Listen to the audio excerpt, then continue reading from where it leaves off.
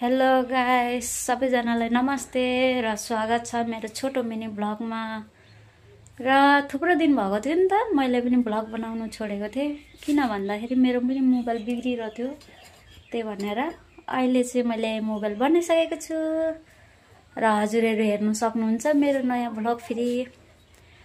र यसै गरी हेरिदिँदै गर्नु होला। र अब चाहिँ हामी स्कुल पनि जाँदैछौँ, केटाकेटी सबैजना भेला भयो, पेरेन्ट्सहरू पनि हुनुहुन्छ, यता म पनि छु।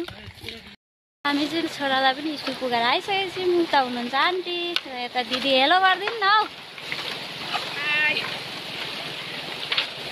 हामी पनि दलमसम्म आइपुगिसकेको छौँ। साथी हो, म पनि घरमा आइपुगिसकेको छु छोरालाई स्कुल पुगाएर। यो चाहिँ मैले बिहान बिहान कपडा धुलाइसकेँ हो। फुलको नाम भनिदिनु त। रजनी फूल है, रजनीगंधा।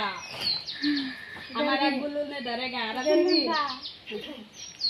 यो चाहिँ कहाँ बिक्री गर्न लान्छ भाइ? गुवाहाटी।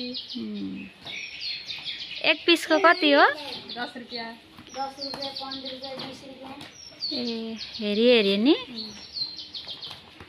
हेर्नु सक्नुहुन्छ। रजनीगन्धा फुल अरे बिक्री गर्न लान आँट्नु भएको छ गुवाहाटी। यता चाहिँ हो पानीको बोरिङ, देख्न सक्नुहुन्छ।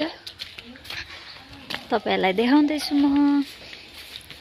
यहाँबाट चाहिँ पानी जान्छ नि त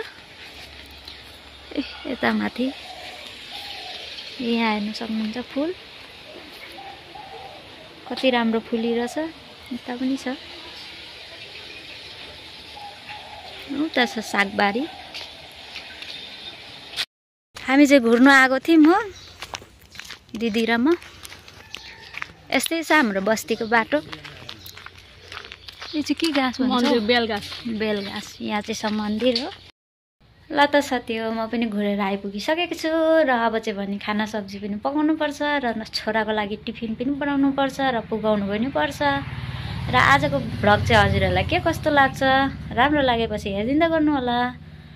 र आज चाहिँ भने बाई।